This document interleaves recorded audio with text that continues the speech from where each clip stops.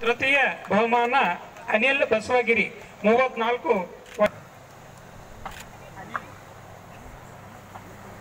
ಈ ಮಗು 25 ವಚನಗಳನ್ನ ಹೇಳಿದ 11 ವಚನಗಳನ್ನ ಹೇಳಿದ್ದಾರೆ ಈ ಮಗು 7 ವಚನಗಳನ್ನ ಹೇಳಿದ್ದಾರೆ ಈ ಮಗು ನೀಲಮ್ಮ ಈ ಮಗು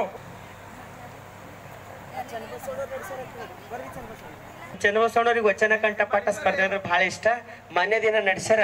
ಇದೇ ಮಕ್ಕಳು ಇಲ್ಲಿನವರೇ ಯಾರ ಮತ್ತು ಹೊರಗಿಂದ ಎಲ್ಲಿ ಬಂದಿಲ್ಲ. ಒಂದು ಜೋರಾದ ಚಪ್ಪಾಳೆ ಬಂದಿದ್ರೆ ತಮ್ಮೆಲ್ಲರದು. ಈ ಕಾಂಪಿಟೇಷನ್ ನಡೆಸಿರ್ತಕ್ಕಂಥ ಚನ್ನಬಸವಣ್ಣವ್ರಿಗೆ ಒಂದು ಜೋರಾದ ಚಪ್ಪಾಳೆ ಇರಲಿ ತಮ್ಮೆಲ್ಲರು. ಪ್ರತಿ ವರ್ಷ ಅವ್ರು ನಡೆಸ್ತಾರೆ.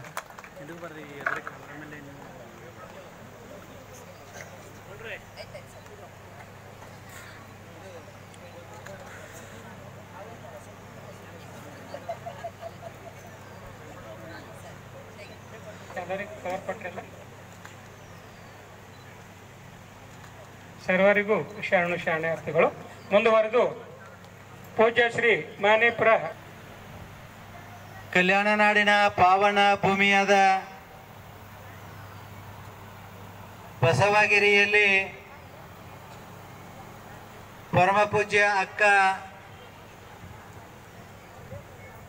ಡಾಕ್ಟರ್ ಅನ್ನಪೂರ್ಣ ತಾಯಿಯವರ